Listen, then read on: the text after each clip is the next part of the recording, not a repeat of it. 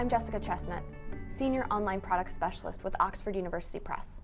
It's my pleasure to be here to give you an overview of Oxford Reports on International Law. Oxford Reports on International Law sits on our Oxford Public International Law platform, alongside the Max Planck Encyclopedia of Public International Law and Oxford Scholarly Authorities on International Law, making the three products cross-searchable for the first time. However, if you'd like to get right into the Oxford Reports on International Law content, do click the title on the left-hand side of the screen or go directly to its URL.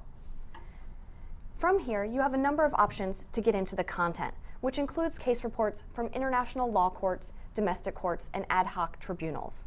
You can either browse into the content using the blue toolbar at the top of the screen, which enables you to browse into all of the content, or browse by content type, subject, or jurisdiction. Or you can run a search to find specific content on the site.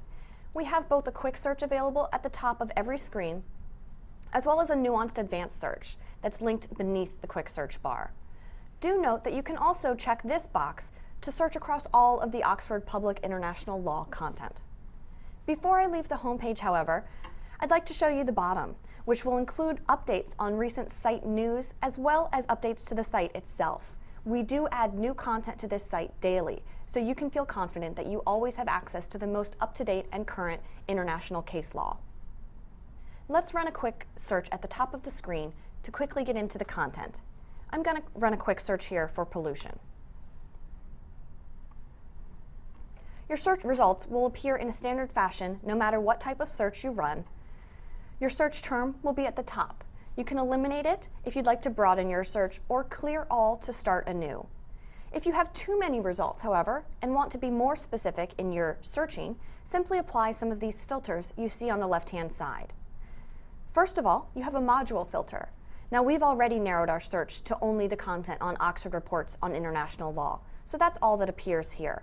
But I can be more specific into the specific subject modules found within that product. I can similarly narrow down my search by type of case. Also, I can narrow by subject here, and do note that the plus signs indicate that there are subtopics that are even more specific that I can apply as filters to my search. The numbers in parentheses here do correspond to the number of results that will be returned if you apply that filter. Continuing down, we have three additional filters that can also be applied: jurisdiction, state party, and date. Before I click through to the full content, however, I'd like to show you the items at the top right that will let you share this content as well as save it for your own use. If we start from the left, you have the option to print your search results. You can also save the search. You may choose to run the search anew when we've added new content to the site. And you can even be notified via email when we've added new items that would meet your research needs. Continuing over, the next button lets you email the content, and the plus sign here lets you share it via social networking sites. Finally, you can change the text size within the main frame. Your search results will include key details of this individual case report, including the subjects applied, the jurisdiction, and the content type. Now let's click through to see a standard presentation of a case report. At the top of the screen, you can turn your hit highlighting on or off to eliminate highlighting of your search term, and you'll note that you have the same buttons we saw in our search result. So you can now again print, save, email, and share this content, now at the case report level as opposed to the search results. You can also, of course, change the text size again. On the left-hand side here, you have a table of contents of your case report, so you can jump to individual sections such as the facts or the analysis section, or even jump to the original Greek text here of the decision. The reporter will be indicated here, and you have the option to sign up for alerts or to tell us about a decision. Now, if you sign up for alerts, we're going to alert you every time a change is made to this particular case report. If I scroll down within the main screen, you'll see the standard presentation of the report. Anything blue that you see on the screen is clickable. These could be cross-references to other reports across the site. They could be links to externally available sites, such as the original case from the original jurisdiction. You'll also note that these links are OpenURL compliant. That means anywhere you see your icon for your library catalog, you can search for this result in your library catalog to further your research out. Another great way to expand your research from this original case report is by clicking the bright orange Oxford Law Citator link on the left-hand side. This will take you to our powerful Law Citator, which will link to any related items pertaining to this particular case report. Now we're looking at the Law Citator page for this particular report, and the details at the top of the screen will resemble those you saw on Oxford Reports on International Law. However, when I scroll down, you'll see the related items. I can jump to related items by relationship, in this instance jumping to items that may have been a subsequent or previous stage of the same case report. You can also jump to other items pertaining to the same subject. Remember, I got here by searching for pollution, so I can find other case reports pertaining to pollution, or even ships and vessels, or treaties, amendments, and modification. I can similarly jump to other case law from the pertaining jurisdictions.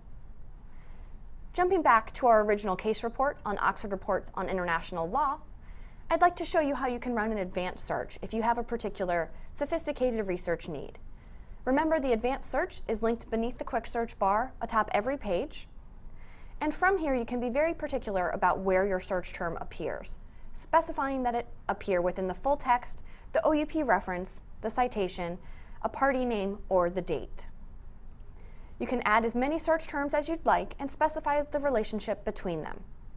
You can then additionally apply filters down below for subject, jurisdictions, and content type. Once you've saved some content and run some searches that are useful to you, you might want to access your saved content. It's available in two places. One is in the blue toolbar where we browsed on the right-hand side.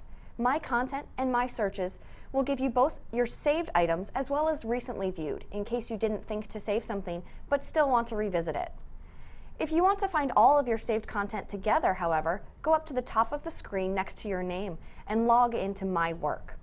Your My Work profile is separate from institutional access. That means every member of your institution can have a profile and save content. It also means they can get to their saved content anywhere they can get to Oxford Reports on International Law. Now you'll have both content and searches saved, and from here you can do a few things. You can apply some tags to establish relationships between your saved content, so I can see all of my content pertaining to the jurisdiction of Austria, for instance. You can also from here edit, export citations, or delete your saved items. The My Account tab will let you change your password or update your email address. We'll never contact you unless you get locked out of the site. And that's Oxford Reports on International Law, your comprehensive and up-to-date resource for international case law.